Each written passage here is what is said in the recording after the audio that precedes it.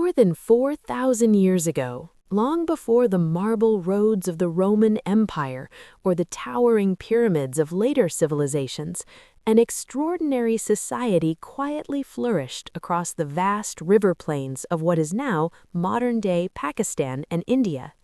Its cities were organized with mathematical precision. Its streets ran in perfect grids. Beneath those streets flowed something astonishing for the ancient world: a fully planned sewage and drainage system. Homes had bathrooms.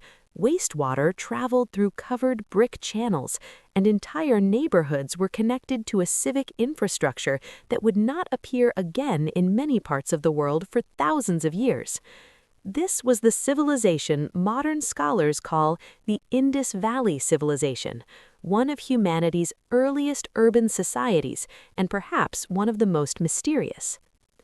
At its height, this civilization stretched across more than 1 million square kilometers, making it larger than ancient Egypt and Mesopotamian civilization combined. Its cities dotted the fertile basin of the Indus River and its tributaries, connected by trade routes and cultural traditions that bound distant settlements together into a single, sophisticated world.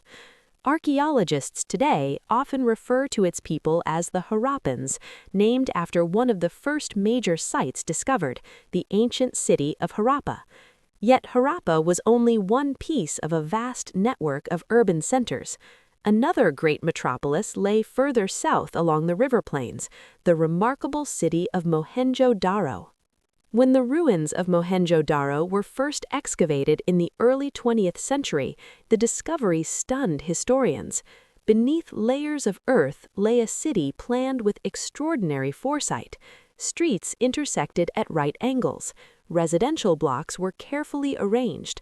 Buildings were constructed from standardized baked bricks, each nearly identical in size, evidence of centralized planning and engineering standards.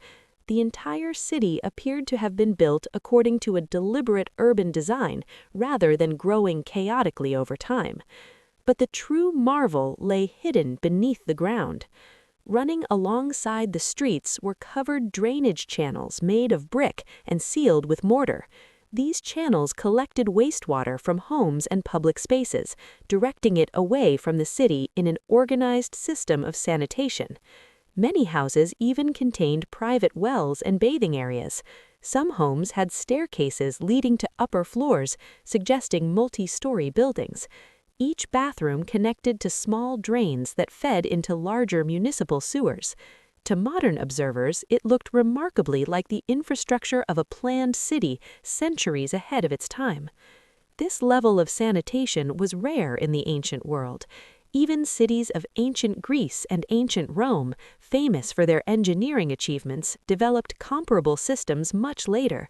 Yet here, in the Bronze Age, a society had already solved problems of urban hygiene that many later civilizations would struggle with for centuries. The Harappans did not only build efficient cities, they also created a thriving economic network that stretched across regions and cultures. Excavations have uncovered thousands of artifacts: finely crafted beads made from carnelian and lapis lazuli, delicate pottery with geometric designs, bronze tools, and small stone seals engraved with mysterious symbols. These seals appear to have been used in trade, perhaps marking ownership of goods or identifying merchants. One of the most intriguing discoveries has been evidence of long-distance commerce. Harappan seals and goods have been found in ancient cities of Mesopotamia, suggesting that merchants traveled or traded across vast distances. Mesopotamian texts even mention a distant land called Meluha, which many scholars believe refers to the Indus region. Ships may have sailed from coastal settlements along the Arabian Sea, carrying timber, metals, gemstones, and crafted goods toward markets in Western Asia. Despite their impressive economic reach, the Harappans left behind something puzzling: an undeciphered writing system. Hundreds of seals bear small inscriptions composed of symbols, animals, abstract shapes, and linear signs arranged in short sequences. Archaeologists refer to this as the Indus Script. Yet, unlike the hieroglyphs of ancient Egypt or the cuneiform tablets of Sumerian civilization, this script has never been successfully translated. The inscriptions are extremely short, often containing only a few characters. No long texts or bilingual translations have been found that could provide a key to the language. As a result, the voices of this civilization remain silent. We can see their cities, their crafts, their infrastructure, but their thoughts, laws, and stories remain locked behind symbols no one fully understands. This silence deepens the mystery surrounding their society. In most ancient civilizations, large monuments celebrate kings or gods. Massive palaces reveal the power of rulers. Elaborate tombs display the wealth of elites. But in the cities of the Indus Valley, such structures are strangely absent. Archaeologists have found no obvious royal palaces and no monumental statues of kings. Even burial sites appear relatively modest compared to those of other ancient cultures. Instead, the cities seem to reflect a form of social organization that remains difficult to interpret. The careful planning of urban layouts suggests authority and coordination, yet there is little visible evidence of extreme hierarchy. Some scholars believe the Harappans may have operated through councils, merchant elites, or other forms of collective governance rather than centralized monarchies. If true, this would make their society unusually balanced for the Bronze Age world. One structure in Mohenjo-daro, however, stands out as particularly enigmatic. Rising above the surrounding city blocks is a large brick platform supporting a rectangular pool known today as the Great Bath of Mohenjo-daro. The bath is lined with waterproof bricks and bitumen, with steps descending into the water from both ends. Surrounding rooms and corridors suggest it was part of a larger complex. Many historians believe the Great Bath may have played a role in ritual purification or communal ceremonies. Water has long been associated with spiritual cleansing across cultures of South Asia, and the presence of such a carefully constructed bathing structure suggests organized religious practices. Yet without written records explaining its purpose, its exact function remains uncertain. What is clear is that the Harappans possessed a sophisticated understanding of engineering, urban design, and public health. Their cities were not only large, but also remarkably orderly. Streets were aligned with prevailing winds, possibly helping ventilation. Wells were placed throughout neighborhoods to ensure access to clean water. Waste disposal systems were integrated into daily life. All of this raises an astonishing question. How did a civilization so advanced, so carefully organized, and technologically capable rise so early in human history?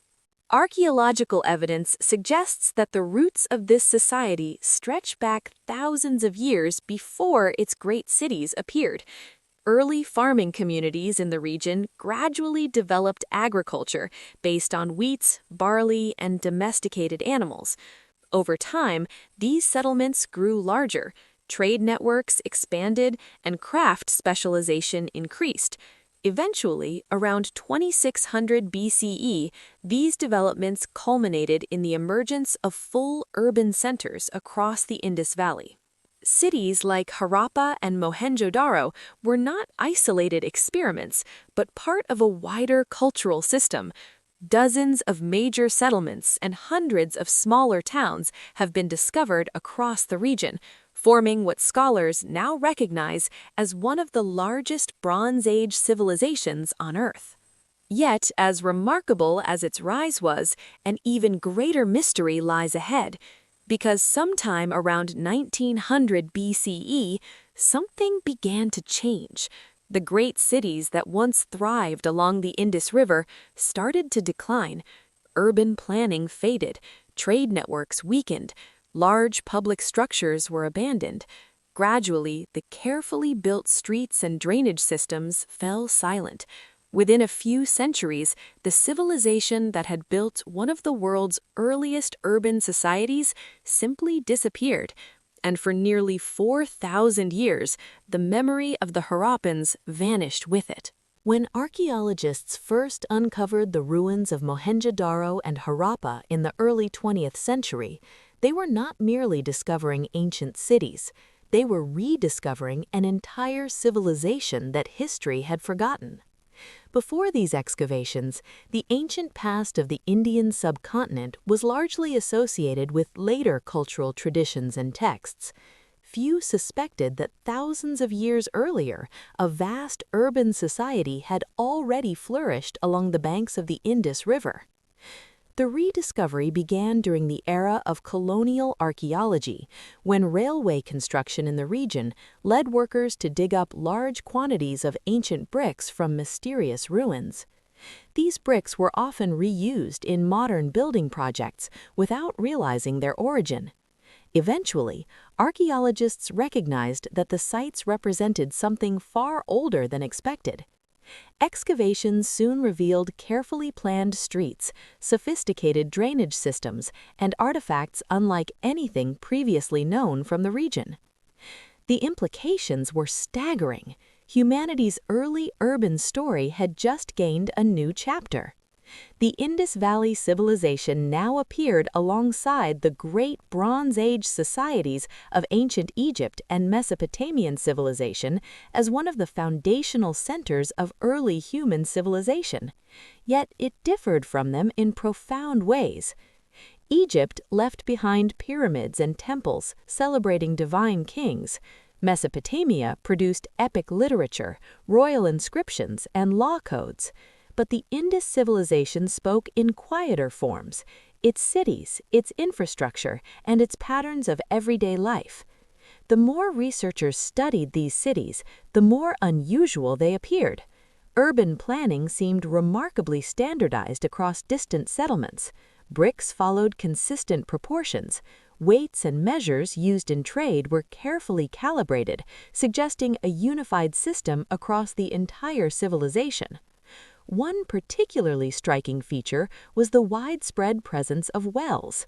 Archaeologists have discovered hundreds of them scattered throughout Harappan cities. Some neighborhoods appear to have had a well every few houses. This indicates a sophisticated approach to water management, ensuring reliable access to clean water for urban populations. Even the layout of residential districts suggests thoughtful design. Many homes opened inward toward private courtyards rather than outward toward the street. This arrangement may have provided shade, privacy, and ventilation in the warm climate. Some houses had multiple rooms arranged around these courtyards, hinting at extended family living arrangements. Craft production was also highly advanced. Workshops produced pottery, metal tools, shell ornaments, and intricate beads made from semi-precious stones. The craftsmanship of these beads, particularly those carved from carnelian, required careful heating, drilling, and polishing techniques. Such skills indicate specialized artisans working within organized industries. Trade connected these industries to distant regions. Archaeologists have discovered Harappan goods far beyond the Indus Basin, including in cities of Mesopotamia and settlements along the Persian Gulf. Meanwhile, raw materials such as copper, precious stones, and timber flowed into Harappan cities from surrounding regions. This exchange network likely relied on both overland caravans and maritime routes across the Arabian Sea. Coastal sites, such as Lothal, appear to have functioned as ports facilitating trade between the Indus world and distant civilizations. Despite these achievements, the greatest enigma remains their writing system. The symbols of the Indus Script appear on seals, pottery, and small tablets across the region. Scholars have cataloged hundreds of distinct signs, yet the script remains undeciphered. Some researchers believe it represents a full language, while others argue it may have functioned as a symbolic or administrative system rather than a true script. Without the ability to read these inscriptions, historians must rely primarily on archaeology to reconstruct the Harappan world. Every brick, artifact, and layer of soil becomes a clue to a story that no surviving text can tell. And that story eventually leads to a profound turning point. Around 1900 BCE, the great urban phase of the civilization began to decline. For decades, scholars debated the cause of this collapse. Early theories suggested invasion or warfare, proposing that outside groups destroyed the cities. However, archaeological evidence for widespread violent destruction is surprisingly limited. Instead, the decline appears to have been gradual and complex. One possibility involves environmental change. The Indus civilization depended heavily on river systems for agriculture and transportation. Geological evidence suggests shifts in climate may have altered rainfall patterns across the region. The weakening of the monsoon could have reduced water availability for farming, placing increasing pressure on urban populations. Another theory involves changes in river courses. Some researchers believe that a major river once flowing through parts of the civilization, the ancient Ghaggar-Hakra River, gradually dried or shifted its course. Settlements that relied on its waters would have faced severe challenges as water sources disappeared. Such environmental stresses could have triggered migrations and economic disruptions. As agricultural production declined and trade networks weakened, maintaining large urban centers may have become increasingly difficult.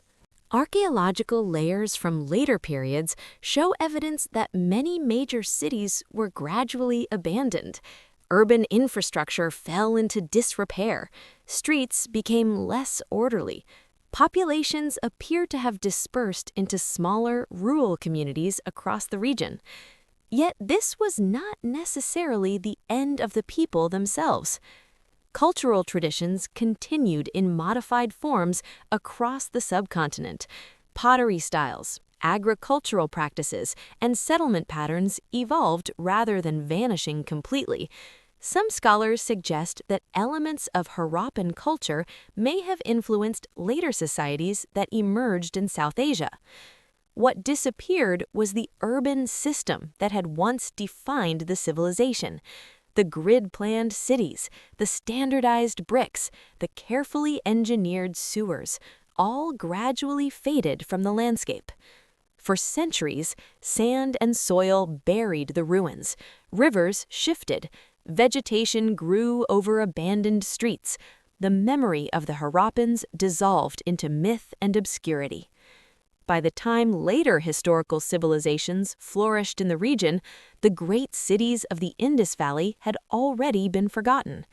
It would take nearly 4,000 years before archaeologists uncovered them again. Today, the rediscovered ruins stand as silent reminders of a remarkable chapter in human history. The Great Bath of Mohenjo-daro still rests within its ancient brick walls. The streets of Harappa still follow their ancient grid. Beneath the soil lie countless artifacts, waiting to reveal more secrets about the people who once built one of the world's earliest urban civilizations. And yet, the greatest mysteries remain unsolved. No one has fully deciphered their writing. No one knows exactly how their society was governed. No one can say with certainty why such a powerful civilization gradually disappeared.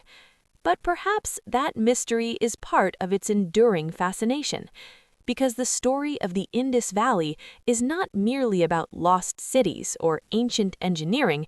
It is a reminder that human history is far deeper and more complex than we often imagine. Entire civilizations can rise, flourish, and vanish, leaving behind only fragments of their achievements, hidden beneath the soil, waiting patiently for someone to rediscover them. And sometimes, those fragments reveal that humanity once solved problems we still struggle with today. Long before the monumental engineering feats of ancient Rome, a forgotten civilization had already built cities with sanitation systems that rivaled the modern world. Then, almost mysteriously, it disappeared from history, leaving behind one of archaeology's most enduring questions.